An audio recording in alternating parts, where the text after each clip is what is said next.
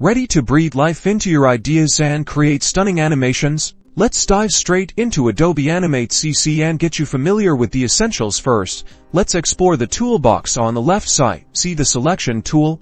This is your main device for selecting and moving objects on the stage. Draw a shape now. Try the selection tool, click and drag it around the stage, easy, right? Next to the selection tool, you'll find the other drawing tools, such as the rectangle, oval, and pencil tools.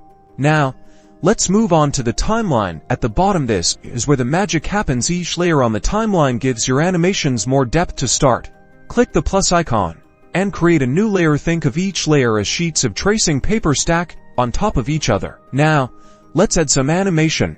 Create your animated GIF by selecting layers and creating keyframes, which will show the animation in a sequence. Now, change the position of the shape on the second frame and the shape should move. That's it.